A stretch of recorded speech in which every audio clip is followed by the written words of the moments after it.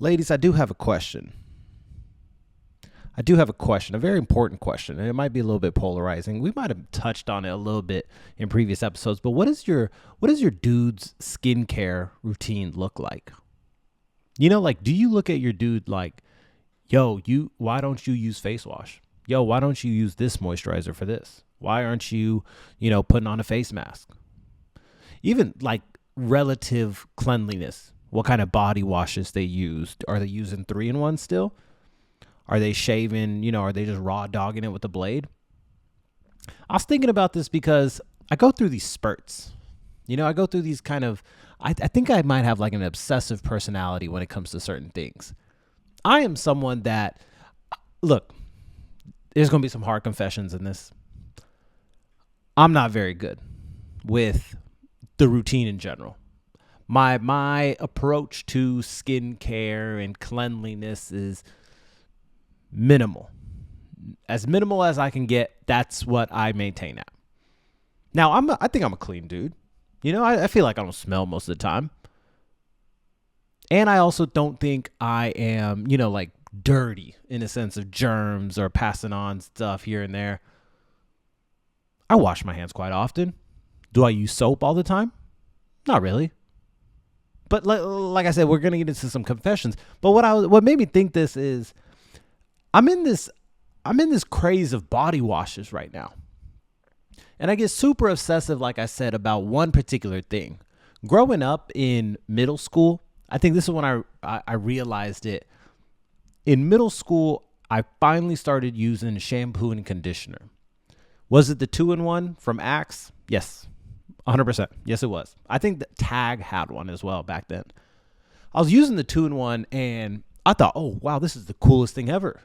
I'm foaming up my hair. It's washing out. It's clean. I'm doing the thing that other people are doing. Does it take a little bit extra time? Sure. But it's not like I'm paying for this stuff. So I finally got into this 2-in-1 shampoo conditioner. And all I kept talking about to my friends in middle school was how clean my hair was.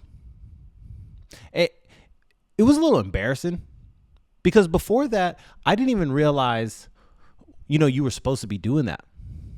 I didn't realize how dirty my hair was. There would be times that I would, come out the shower, style my hair a certain way, and then it would just stay there. No product even needed. I know some of y'all probably cringing at that, but I'm just being honest. And what I think happened is my hair was so goddamn dirty that all that oil and shit was seeping down to my skin. Obviously, I'm a teenager, right? Going through puberty. I'm breaking out left and right. And this wasn't like a normal breaking out, right? Like I still get a pimple here and there, but it's not the worst thing in the world. In middle school, getting a pimple, you like the most unfortunate thing about trying to keep your perfect attendance was when you had a pimple and you had to go to school. Because I don't know what school district y'all came up in, but if you arrived to school with any imperfection, you were going to get flamed. You were going to get absolutely roasted. Whether you had a bad haircut, whether you got a bad outfit, whether you got blemishes on your skin, it does not matter. You could stutter. Your voice could crack in school. It doesn't matter. You are going to get these jokes. And it's just how I grew up. And I'm sure a lot of people are very similar. And look, I know it's a little bit different for ladies and guys because guys are probably a little bit more ruthless guy to guy versus, actually, I really don't know. I can see girls being, really mean about some of these middle school kind of, what's it called, curves that you don't really know what's happening. Oh, shit, I got all these pimples. What am I supposed to do? I look like this. I feel self-conscious. People are making jokes. And that's exactly what happened to me. I got absolutely roasted. There was this one dude, Chris Allender. He held the pencil cup up to his forehead, acting like the pencil cup was my pimple. And everyone started dying. Laughing. And the worst part is Chris Allender was my friend. He really was. And I can't even get mad because it was a good joke. Sometimes you just got to take it on the chin, right? From there, I got really obsessed with Proactive. Proactive, yes. I know some of y'all are going to get mad at me using the mainstream things, but Proactive was my gateway, I would say. I had the 3-in-1 kit. They used to have all these stalls set up in the mall. It was probably the most popular thing as far as skincare goes. Now it's pretty spread across. You know, some people have like their own brands, Honest Beauty. People are working for Aveeno. I don't know. There's all these moisturizers, cleansers, CeraVe, yada, yada. But back then, Proactive was number one. You cannot tell me they were not number one. So I hopped on board. I begged my mom to get me a kit. Sure enough, she did. It was probably on sale. I got it. And I started doing everything. Everything. They had the little thing that you're supposed to put on the cotton ball and apply to any pimples before the night before. Something you put on during the day. And then obviously a face wash. And I'm not going to lie. That shit changed my life. That shit changed my life. Proactive, if you're listening to this, shout out. Shout out Proactive. It really did. And then from there, I obviously, you know, when you have a little success, you start seeing it and you say, oh shit, you know what? I want more of that. I want more of that. I never, ever, ever want to go back to being made fun of for acne. And it's tough. So what did I get into next? Clean and Clear. Morning Burst. Sometimes I would get the 2-in-1 pack. So I had the nighttime thing and the Morning Burst one with the little beads in it. And I'm not going to lie, guys. I still have one in the shower right now. That is probably 20 years later. Damn, 20 years? No, not that much. Damn, aging myself. 13, 15 years later. I still have it. Why? Because if it ain't broke, don't fix it. Oh, well, there's all these chemicals in there that's ripping your skin apart. If it ain't broke, don't fix it.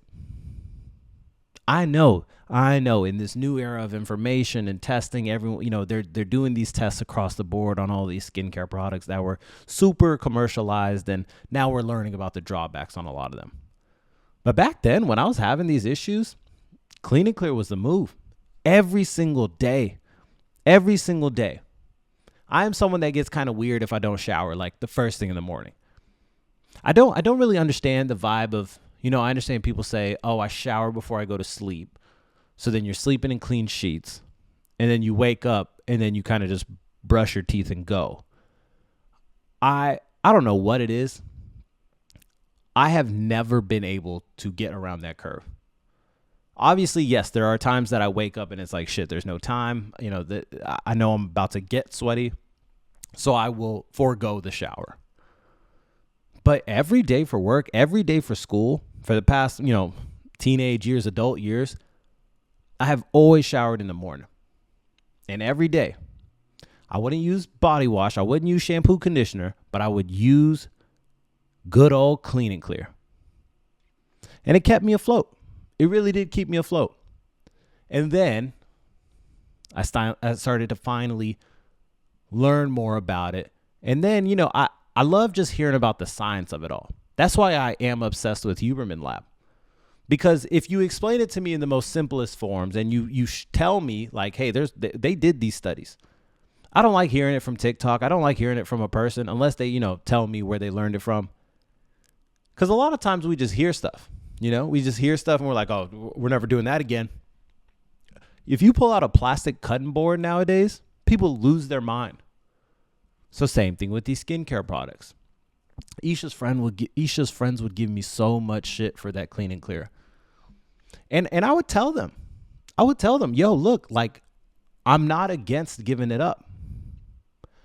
But until I know an alternative works as good, I am very reluctant to give up what I know works. Now then, the science behind it did teach me though, like, okay, you know, you should be only washing your face ever so frequently. You know, you don't want to be rubbing, your skin does need some oils. You don't want to just be rubbing that shit off every single day. So, okay, you know what? Let me turn back the skin care, the face wash routine, and then this is where I'll be. Now I'm in this era of, wait, pause before we get into my new era. Ladies, what does your man's skincare look like? I think dudes are starting to get a lot more invested in the game. I know that Sephora has their whole plethora of things.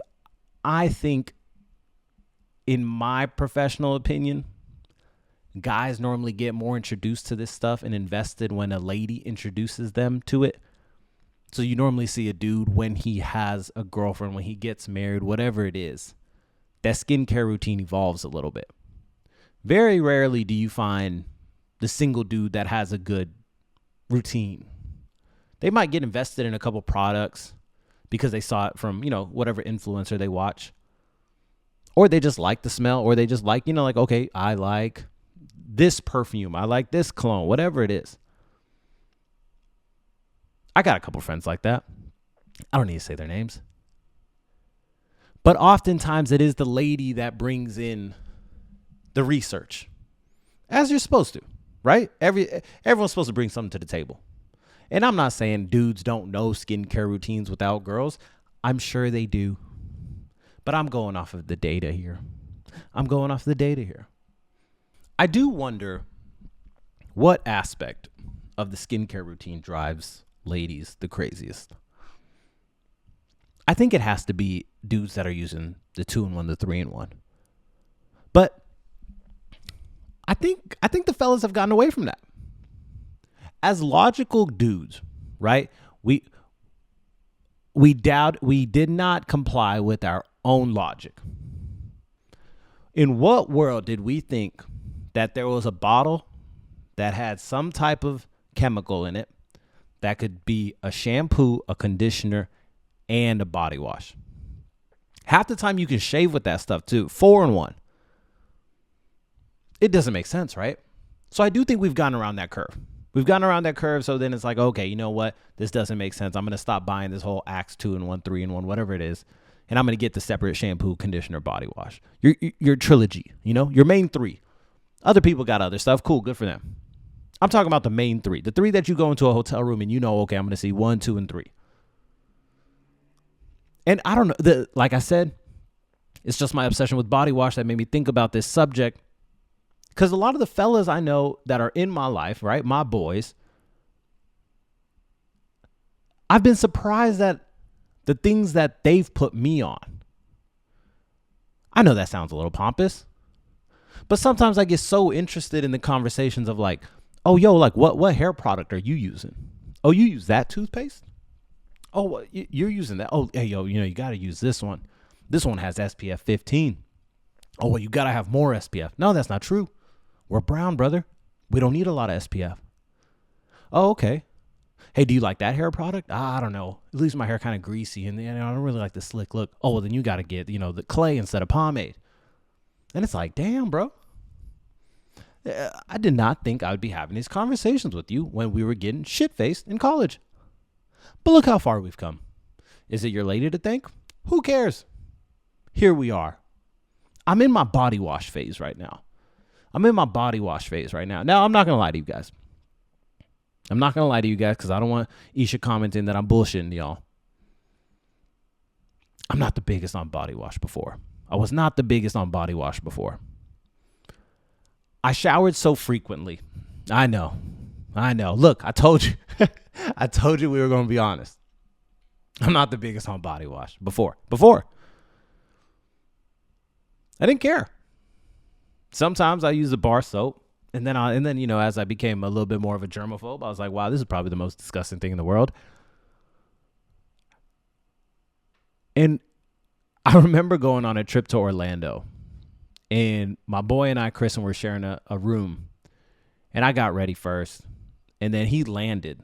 Probably like a couple hours later, he goes and showers. He said, hey, man, you didn't use any body wash? I said, yo, what you mean? He said, none of them were opened. There wasn't even any in the room. And he got my ass like that. Obviously, I can get away with it most of the time. I'm a pretty clean fella. I almost shower twice a day. Anytime I feel slightly dirty, I'm showering, unless I'm like super tired. But I reserved body wash previously for, super dirty events. Maybe I was playing outside. I was playing basketball outside or playing anything outside in general where my skin felt a certain type of grainy. But during my morning shower, not gonna lie, I forego body wash. Gone. I didn't use body wash. And now I don't know what it is. I think my obsession has been with just smelling good. Not being fine with not smelling at all. But now, okay, no, I got to smell good. I got to use cologne. I got to use this body wash. I got to use this and that. I got to use all these things to make myself smell good. And then I thought, holy shit, I'm still becoming my dad. I always thought about, damn, dude, you ain't got to use this much cologne. Who wants to smell this when you walk into a room? And I wonder if it has something to do with like insecurity or something of like, hey, you know what? I need to smell amazing. So just in case I say something that offends someone or I look a type of way, maybe I'm a little sleepy, at least I smell good. Right now, I got 2 body washes in there and a bar soap. Now, I know I just said the bar soap is most disgusting in the world, but it is my bar soap. No one else uses this bar soap. I really hope so. If y'all ever come here and stay and y'all use this bar soap, I have to get rid of you. But that's where I've went with this obsession. Obsessed with this stuff. Now, the same thing with shampoo and conditioner. Look, I did the basic Amazon research where I was like, you know what? I want something that will help me stop losing my goddamn hair. Oh, you got to use this thing with biotin. Oh, okay, cool. Before, back in the day, I was Mr. Head and Shoulders. Until I found out that shit basically takes your hair out. If you use Head and Shoulders, you know what I'm talking about. And if you don't have that experience with it, then cool. Shout out you. But now I'm on this other game. I don't know. Vishwa put me on to Oars or something. And in these subjects that I don't look up stuff and I don't want to give too much mind to because it's like, damn, bro, I'm just tired. I don't want to have to look up how to fix a broken HVAC or a broken fridge. Do the day job. Hang out a little bit. Have some fun. Maybe watch some TV. And then I also gotta research which body wash to use. Someone else do this shit. Someone else do this and tell me. A friend. I don't want to hear it from TikTok. And if I do, I probably will believe it. Look, I'm not going to lie to you guys. I'll take it. I'll use it. But I don't want to go and find, this body wash is this good. I know people listening to this. And just being like, what the hell is this dude talking about? What I'm talking about is ladies. What is your fella's skincare routine? Because I know, guys, look, I'm going to speak for myself. I criticize a lot. When it comes to the amount of things a lady uses. Because, first of all, I know there's more to the routine. But for me, someone that's just a big skeptic, I highly doubt all these products that are getting pushed are for the people's good. Why would they want you to be, how would solving the problem isn't a good medicine, right? You got to fix it enough so they come back and get some more. Or something about it has a drawback that you got to get product B. Product A makes you get product B. Well, if you get product B, make sure you're also using product C at 7 p.m. And if you're using product C at 7 p.m., make sure you're eating vitamins D, E, and F throughout the day. And that's where I kind of start getting annoyed. Because this amount of maintenance, the more older I've gotten and all this shit I see on TikTok about, oh, you got to use the natural. Oh, you got to, I do fall for it, a lot of it. And it's just what I've decided to kind of believe in. My approach of, hey, you know what? Try to keep it as natural as possible. If it's out of hand, then yes, you go find you a Proactive. Yes, you go find you a certain body wash that's good for, let's say, dry skin. Do what you got to do. Sometimes people have an issue with lotions. Lotions causing certain rashes. Oh, okay, well, this lotion has alcohol in it, so therefore, I shouldn't use that because it'll dry my skin up. Oh, I shouldn't be using the things with scent in it because that will also dry your skin out more. Okay, so now I got to use something that's in a tub like Aquaphor versus Aveeno. Now, your boy was big on the cocoa butter. The cocoa butter is where your boy was at. I told y'all what neighborhood I grew up in. I was cocoa butter. Now, I'm just a simple Aveeno dude because I believe all the stuff I see online. And so my curiosity of I really do, it's fun to see the transformation of fellas in these kind of 27 to, let's say 25 and up years when they kind of start flipping out a little bit about their skin. When, just going to sleep at night. Just raw dogging going to sleep at night. No brushing, no face washing, no nothing. Okay, I got to go shower. Let me go hop in this water real quick and hop out. It's fun to see that transform. So, with that being said, ladies and gentlemen, welcome to the Ajay Patel Show. This is episode 63. Didn't think you'd open up with, the skincare stuff, but here we are. 20 minutes on skincare. I might have to cut that down. Speaking of ladies, did y'all see this all women's aircraft go into space? I have the article up here so then I can read it to you guys, but it was some interesting stuff. April 14th, pop star Katy Perry and 5 other women launch into space on a Blue Origin rocket and successfully return to Earth on Monday, making the first all-female space flight in more than 60 years.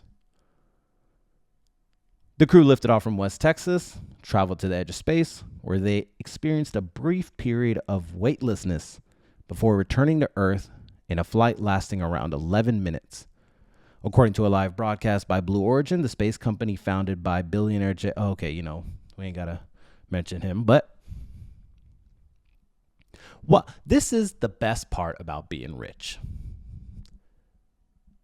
You get to just do what you want. You get to say, you know what? I'm so bored on this earth. I have accumulated so much money that it is actually impossible for me to run out. So you know what I'm going to do? I'm actually going to leave this planet. That is the level of wealth I would love to be in. Honestly, I don't even need to be at the billions. Right? There's no way I will end the podcast forever if Katy Perry is a billionaire. There's no chance that the person that wrote Teenage Dream, is it Teenage Dream? Dun, dun, dun, dun, dun, dun, dun, dun. Anyways, Dark Horse, that was a good song. That's not $1 billion song. But this is the best part. This has to be the best part about being rich. Is that you get to say, you know what? I'm out of here. Hey, what are you guys up to? You guys want to get together this Saturday? No. Okay, fine. We'll get together on a Monday. What do you want to do? You want to go where? Who's paying for that? Oh, your husband has a spaceship. Okay, I'm in. That is the life they get to live. Now, going to space, I bet it's probably the most mesmerizing thing ever. I cannot hate on it at all because I am nothing but envious of that. There's been times, honestly, I'm not trying to sound soft with y'all, but when I see the beach or when I, drive through some nice mountains, I think, wow, this is quite nice. Even a house that has some nice shrubbery work in the front, I think, oh, wow, this is quite nice. This is beautiful. So to leave the planet, whether it was for a minute, 2 minutes, the whole trip, I guess, says that it was 11 minutes. But to leave the planet and to look outside of a window, that has to be chemical alterating stuff mentally. I saved a TikTok to show you guys because, and maybe I'll bring it to the video if I can, but I'll try to just have the sound loud enough. But here was an interview with Katy Perry post-flight. I feel super connected to love. So connected to love. I think this experience has shown me you never know how much love is inside of you, like how much love you have to give. and how loved you are until the day you launch. I feel Who elected Katy Perry to give the post-game interview? On that spaceship, who said, okay, you know what? You're going to go talk about love. I don't get it. How do you get invited to these things? It truly is about who you know. That Katy Perry being on that flight makes no sense. Right? It doesn't make any sense. Can I find who was on the plane? Is it in this article? I saw Jeff Bezos hug, I guess it was his wife. Blue Origin says on its website it aims to radically reduce the cost of access to space with its rockets designed for reusability. That's pretty cool. A professor of strategy and organization at Warwick Business School in Britain estimates new space launch, New Shepard costs between 1 and 3 million. Now, I did see a lot of people on TikTok hating on this. I did see a lot of people on TikTok kind of hating on it, even celebrity-wise, which is strange because I've never seen people hate on Katy Perry. Like in a oh my gosh, she's this type of person kind of way. People have criticized her work, sure, who cares? But Katy Perry has to be the most famous face that was on that. Am I going to keep calling this rocket? Yeah, on that rocket. The criticism kind of revolved around, you promote this entire planet Earth. Oh, we have to, take care of this planet that we're on, this and that. You got to recycle, reuse. You make sure you vote this way because if not, it's the end of the world. And then you kind of do this thing where you do a $1 million to $3 million 11-minute vacation.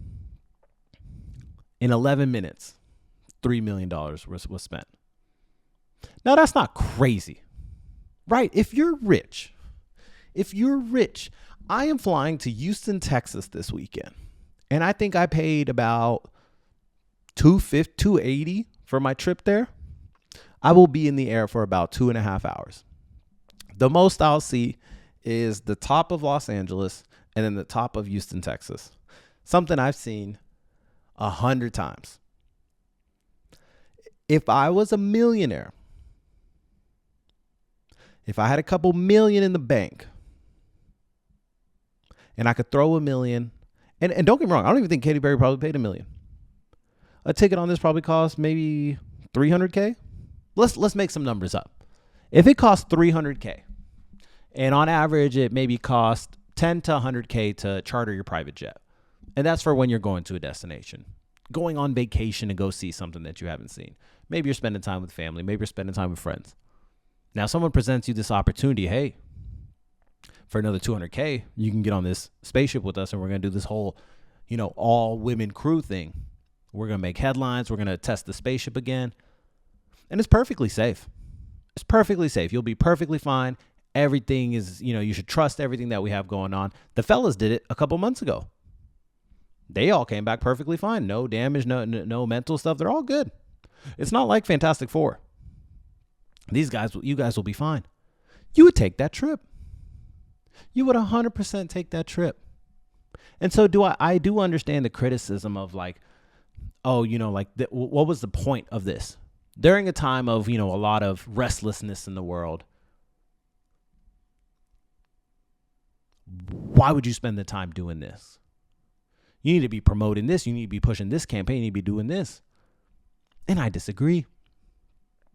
There's never, ever, ever, ever going to be rest in the world. Ever again. I want y'all to understand that. Ever. There's always a competition. The excitement around us going to space in the first place was because we engaged in a competition. And there's nothing more Americans like than engaging in a competition. There's never rest. We're not just doing things for leisure around here. There's things that are trying to take us forward, and then there's rich people having some fun. And I can't get mad at that. Can I criticize it a bit? Can I be envious of it? Sure. But I would love to go to space.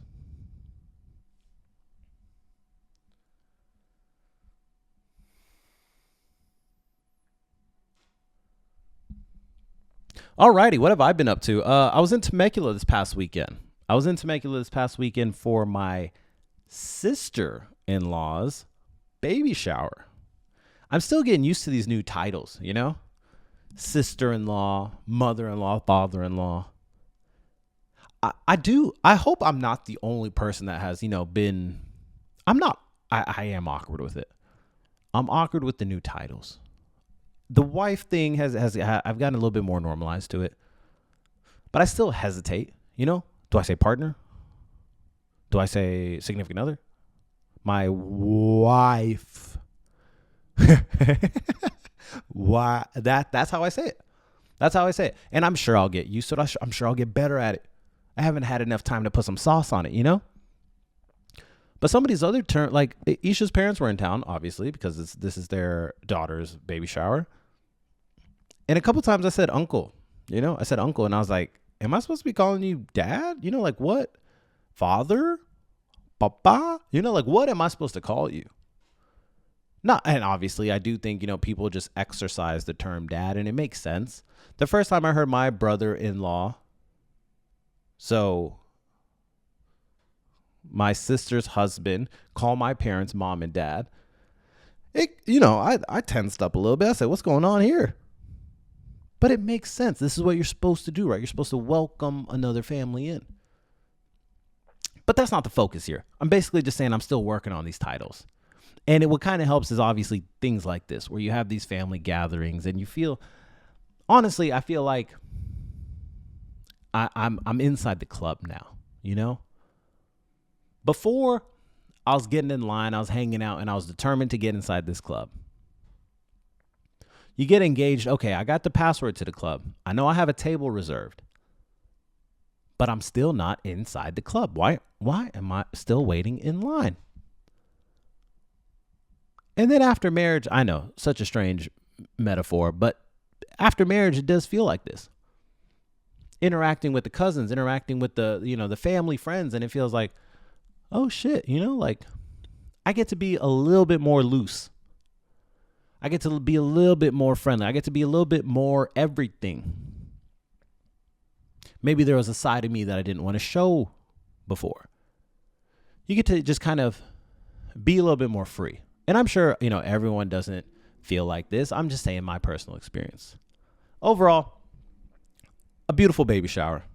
I think it's always fun seeing families welcome their first.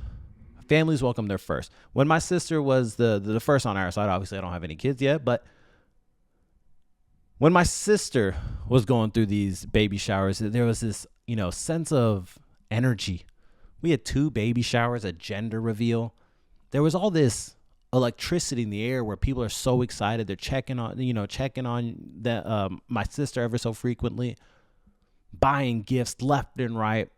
Oh, you get buried in gifts for the first kid. That second kid gets the cold end of the stick. They get the free pops that were left out. They get the toys from the first baby. Oh, God forbid they're the same gender. They're done for. They're not even wearing any new clothes. You might as well just Photoshop baby number 1's pictures. Baby number 2 gets, a fraction of the attention. It just is what it is. But baby number 1, there's a certain excitement about it. There's a certain feeling in the air. Oh, shit. This person's about to become a mom. This person's about to become a grandparent. Oh, shit. The grandparents are still alive. They're about to become great grandparents. It's an exciting feeling. Now, don't get me wrong. I understand. The lady has to probably go through a lot of discomfort during these the months that lead up to it, probably some months after it. And then it's mother life. I'm sure that, that has its own challenges. But this feeling right here, this anticipation, the anticipation grows and it just has all this excitement. I do wonder if it pushes you to the finish line where it's like, oh, you know what? I kind of was having a downtime, but seeing all these people kind of gather around me to, like, oh my gosh, it's going to be so awesome. Here's some gifts. Here's some money. Like we keep talking about on the episode, money does solve all your problems. I do think it helps you get over the finish line mentally. Anyways, I was at a baby shower. Other than that, we've just been kind of, like I said, trying to get back into routine. I have to do my taxes after all this shit, but I got chewed out at work today, bro. I'm not gonna lie. This podcast is about honesty. This podcast is about me connecting with you. I got chewed out at work. Now, a little bit caught me off guard because it's like, I thought I've been stepping it up since I got back, you know? But then some of it's like, damn, you know? Like at a certain point, you do have to operate at a different level. And if you fall under that level for a couple days too long, it gets noticed. And so I take it on the chin. But it does kind of, you know, shake you up a little bit where it's like, damn, bro, I ain't doing a good job out here. It's like with anything. If your partner, if your wife comes up to you and says, hey, man, you've been doing a shitty job, you're going to feel a little, you know, what the fuck? I thought I've been doing my thing. I've been putting on body wash. I've been doing the dishes. What do you mean I've been doing a bad job? But there's expectations.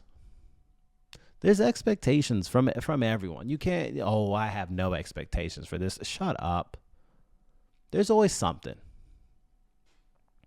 And so, with that being said, I am trying to, you know, mentally get myself to not focus so much on, let's say, podcasting or, you know, we got to make sure this travels like this. You know, I'm doing this, I'm doing that. I am trying to maybe wire myself a little bit where it's like, okay, you know what? Maybe I'll sit in 30 minutes additional of traffic to spend the extra hour at work. Do I share too much on this podcast? I do wonder that. Anyways, other stories I wanted to call out was this dead whale. This dead whale that washed up onto the shore of Huntington Beach. That is correct. Oh, look at that. An ad for sinus relief. 45-foot gray whale washes ashore near Huntington Beach. Damn, this thing is massive. The adult female whale was found at around 2 p.m. near Lifeguard Tower. Okay, cool. According to the Pacific Marine Life, who performed the necropsy on the whale with assistance from, shut up. Can we get I need an article that tells me the important stuff. You know what I'm saying? I need something that tells me this one. Yep, I opened up the same article. But basically, this giant whale washes up on Huntington Beach, which is about an hour south from here. We are in Los Angeles, Culver City. Huntington Beach, not too far away. And apparently this has been one of a handful of this species of whales that have been washing up ashore on the West Coast. Now, first, like, this thing is huge. Do a little Google search later. Search your TikTok because that'll probably be better for the videos. A whale washing up on shore. I know. Look, this is probably a common thing here, but as someone from Texas that never really grew up with any of this stuff or hearing about any of this stuff, it's surprising to see. I did keep up with that article one time when that giant, I don't know what it was, washed up on shore, and they tried to get rid of it by basically imploding it. So, you know, okay, all the stuff kind of, this thing is obviously much smaller now. We scoop it up, yada, yada. But did y'all know, and I hope I'm wrong about this, they bury the whale on the beach? How's that possible? Am I new to this? Like, is this just a common thing that people know, is that when a dead whale washes up on shore, they bury it right there? And it makes sense, right? What else are they supposed to do? Chop it up into pieces? We're getting a little graphic now, but, you know, I am being serious. What are you supposed to do if a big ass whale like that, a 45-foot long whale, washes up on shore? Ain't nobody carrying that thing out. It's too much traffic. Skincare and whales. That's the things we've been talking about now. Because look, yes, I'm avoiding the subject. These goddamn tariffs. Tariffs has to be the most looked up word since social distancing. It has to be. I have never seen so much stuff on it. I understand, oh, okay, well, it's a global thing that's happening. China's being affected. The price of your avocados are going to go up. I wasn't keeping up with it before. I wasn't keeping up with gas prices going up and down. I wasn't keeping up with where we would get our oil from. I just thought when I need gas to put in my car, I go get gas. Right? I don't think at the election, oh, you know what? These gas prices, got to do something about it. So with the tariffs, it starts with the policy, right? It starts with the policy, and then people either agree with it or not. People criticize the people that voted for this person because it's like, well, you signed up for this. And it's like, yeah, I signed up for some of the ideas. But when the ideas actually come out and they're implemented, it's like, oh, wait, whoa. I didn't think they'd be like this. I didn't think they'd impact me like this. And at first, I'm not going to lie. This is an honesty podcast. I kind of liked the idea. I kind of liked the idea that things would now be made in-house. Does that raise the price through the roof? Oh, 100%. 100%. But I'm sure costs are saved somewhere, right? I do wonder how much of imports money is spent on the transportation of the goods. And maybe something big, right? Like something big, which I focused on first when I was trying to catch up on the news, was the auto industry. So all these cars coming in, whether it's a BMW, anything else made in Italy. Is BMW Italy? I think that's German.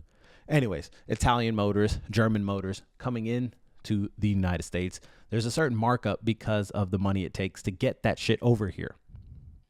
Which is why I'm sure there's all these buyback programs. So then they don't have to spend that money going to get that shit over there. And so I kind of started gravitating with the idea to say, okay, you know what? Companies will now have, maybe the American buyer now has to go through more American-made things. Okay, you know what? Now that we're saving X percent more, or we're charging other countries X percent more, we can bring down this national debt of, whatever $1 trillion it is. Now, personally, what makes me most mad about this policy is that I thought America was just some gangsters, I thought America was some gangsters. I thought we were just racking up this debt and just being like, yeah, we'll pay you back. Yeah, we'll pay you back. Yeah, we'll pay you back. And then we'll never pay anyone back. And now we've kind of just become this fucking force. Oh, you know what? Here's your money. Don't even come to this country. Here's your money. And if you come to this country, you make sure you have a visa. You make sure you have this. You make sure you have this. And when you get to the airport, we're going to yell at you. Oh, we're going to yell so loud. And it's all going to be in English. So if you're from a different country and you speak a different language, we're going to yell louder at you. And I was like, God damn. We're not even a gangster anymore. We're just a goddamn bully. And so this tariff idea, like I said, I agreed with it at first. I liked the idea of, okay, you know what? Now there's not all these cheap goods. There's not everyone that has a TikTok shop now. Not everyone's selling yoga mats on Amazon. And instead, these little mom and pop shops can actually compete, can actually do a number. What's the reason of opening up a factory in small town Texas? Let's say West. What is a small town in Texas? Paris, Texas. What's the point of opening up a factory there? I'll be dishing out millions of dollars and only making 1.2 on that.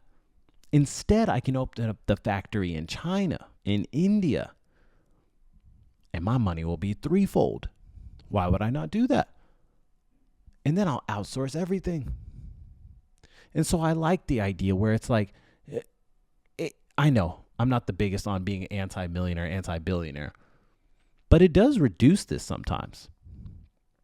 When everything has to be homegrown, there has to be something to it. But sometimes I doubt that thought, because it's like you look at someone like Elon Musk's portfolio. How are you producing in America and making that turnaround on numbers? I'm sure he's not liquid, right? I'm sure there's plenty of debt that he's been leveraging to kind of stack on to different companies. And maybe it's not that, all the parts are coming from different countries. This is what I mean by I don't understand the full equation. But like I've said before many times, I hate when people come out and assume the whole equation and they think they know the picture because they saw an Instagram article. I'm all for bringing back the factories. We need to bring the factories back. There is a new movie called The Minecraft Movie. This movie is based on the video game. I'm not a big fan of the video game. I've never really gotten into it. But a video game movie starring Jack Black and Jason Momoa, Mr. Aquaman. And there's this scene in the movie where they are all in this boxing ring, and I think Jason Momoa is fighting this avatar, this Minecraft character, right? This cartoon character. And Jack Black yells, "Chicken something." Oh, I don't want to mess this up. God damn, I was on a roll. He yells, "Chicken jockey." Because I guess, someone's a chicken jockey.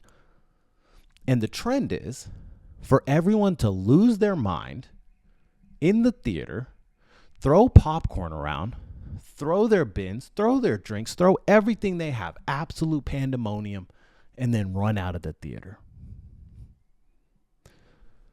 We need to bring the factories back.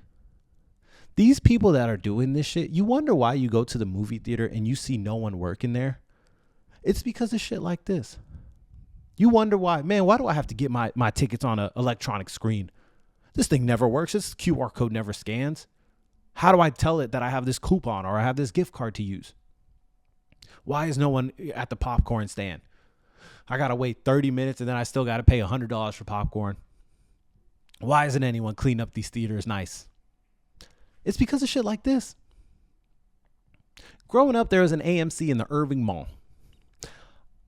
I used to lie to that dude religiously about my age to go see rated R movies. What's crazy is I didn't even want to see the rated R movies. But if a group's going, I can't be left out. I lied to this dude consistently. He worked there for 5 full years. That is longer than some people work at a lot of their corporate jobs. 5 years. Why? Because it's a decent part-time job. You're in high school. You're doing the work. Now, if you asked a high school kid to work at the movie theater and you showed them what they had to do, you see this theater, you got to clean it up. You got to, make sure you sweep up all the popcorn, put the trash, yada, yada. And then you got to wipe down the seats because, we're still scared of COVID to some extent. We want to, be a clean theater. And then when you're done with that, make sure you take the trash out. Make sure you then go to the concession stand and work that shift. Also, make sure you take 5 minutes to go upstairs and start the movie. I don't know if this is what they actually do, but, imagine. And you're a high school kid. You're 16. You could be streaming on Twitch. You could be, mowing lawns still for money. Do people still do that? You could be making a little app. You could having a little startup. You could have an OnlyFans. And you would be making probably 5 times as much as that movie attendant does. And now you introduce trends like this. Trends like this that people throw shit all over the place. Absolutely trashing a movie theater. We need to bring the factories back. We need people that are doing shit like this to be working in a small little factory in Paris, Texas, producing yoga mats, producing metal tins, producing cars, maybe some chocolate. They need to be in the factories because we've lost this idea of discipline. We've gotten too gluttonous. We see stuff and we say, you know what, we got to have more. We got to do more. We got to, the people in the factory, they used to have the right mindset. There's this new bag out at Trader Joe's. This new tote. And people have been swarming Trader Joe's to get these things. And if you look it up on eBay, you'll find them for $1,000. Probably retailing for maybe 10, maybe less. And people are wrestling for these things. People go into Trader Joe's and it's a little tote. It's nothing crazy. It's a tote that says Trader Joe's on it. And it has a different, a couple different colors. People go into Trader Joe's wrestling for these things as if it was a Black Friday deal. Now I understand when people used to wrestle for the Black Friday deals. You got to save $100 to get a flat screen TV. You just have to. This is a country about competition at the end of the day. And I support that. I don't support silliness. And these Trader Joe bags. People going in there wrestling people for this shit. They shouldn't be there. They should be in the factory. The Trader Joe bags probably cost 30 cents from some small town in China. If those had to be made here, these people couldn't afford it. Are you kidding me? These people wouldn't care to go get those bags. They would have been the people making those bags. And what's crazy is it's not a entire country thing. There's been TikToks of all the ones in LA, New York, people wrestling. It's a fucking brawl in there. And then someone's in Houston like, yo, bro, look at this. There's 100 bags here. Obviously, there's no demand for this shit. But we create this scarcity idea. You know what? Oh, this is a rare item. I'm going to go get all of it. These people need to be put in the factories. They need to be knitting these bags themselves. They need to be doing the embroidery work themselves. They need to be unclogging the machine whenever it gets stuck with thread themselves. We've lost a certain level of discipline. Don't get me wrong. My job is posh. I sit behind a laptop. I click a couple of numbers. I probably have coffee 2 times a day. Go to the bathroom 4 times a day. My job's posh. I get it. I'm not someone that would survive in a factory. But I'm not talking about myself. I'm talking about the silliness. I try to think of a third metaphor.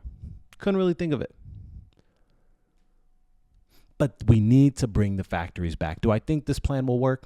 Probably not. And do I think, this is a lot of market manipulation? Yes. Yes, I do. And when I'm 88, and maybe I might become president, am I going to help my boys clear a couple million? Probably. What's the downside? This dude already, got convicted for some nonsense about lying on the price of his condo. Ooh, so scary. He's going to leave office. They're going to do, this whole internal investigation. They're going to get him. He's going to spend years in a courtroom. And then he'll be 95. And he'll say, hey, you know what? I'm actually just going to leave the country and no one's going to know. And just like that, we'll forget about him. Just like that. What's the crazy thing I feel is about this insider trading thing. Not insider. Yeah, it's insider trading. Why not? Do I think there's a scam going on? Yes. Do I think there's a transparency into the scam that's not, maybe not quite literally written on the wall, but there's a sign that flashes every now and then of what you should do? And I've been thinking about how I should spend my time. Should I be just staring at the news, staring at Donald Trump's Twitter account to do exactly what he says to do exactly what him and his friends are doing? Oh, hey guys, you know what? I know the stock market's down, but you can't panic. You can't panic. Everything's going to be all right. Oh, okay. And then next thing you know, those stocks shoot right back up. Do I think there's insider trading going on? Yes. Do I think we are kind of getting looped into the game? Kind of. Now, is that to say, I think he has our best interests at heart? No, but I do think he knows the game a little bit. The stock market doesn't work on a company's performance. It's all emotion. It's all emotion. The one time I felt like a little day trader myself. Peloton had a treadmill that killed a kid. I know it's dark. The treadmill ran over this kid. I don't know how. Whatever happens, the kid gets stuck under it. Kid dies. Stock goes down. So what changed about the company? What changed about the product? Nothing. Okay, you know what? I'm going to buy. Boom. Next thing you know, stock goes up $40. Oh shit, I might be a professional at this. The thing is I didn't keep up with it long enough. I don't know, do I need to sell it? Do I need to go here? What's going on with the brand now? I kept that stock till it went down to $6. I bought it at 80, went to 120, went down to 6. So am I, a professional at this shit? Fuck no. But there is a level of insight we're getting. There's these accounts now that copy, all of Nancy Pelosi's trades. And you got to think that if these people are doing some of these transactions, so can we. And we got to get in on this scam. We got to get in on the game. If you can't beat them, you got to join them. Ladies and gentlemen, my name has been Ajay Patel. I will see you guys next week. We have Kunal's Corner drop in this week, so don't forget to obviously subscribe if you haven't here. Drop a like if you haven't here. Comment. We need some engagement, bro. We need some engagement. And if you love some sports, go check it out there. We're going to be talking about the NBA playoffs during the play-in games and then our outlook for other things. He's making the agenda. This man's taking charge. I'm just doing the behind-the-work stuff. It's all this guy, and I'm super excited for it. Ladies and gentlemen, I'll see you guys next week, and goodbye.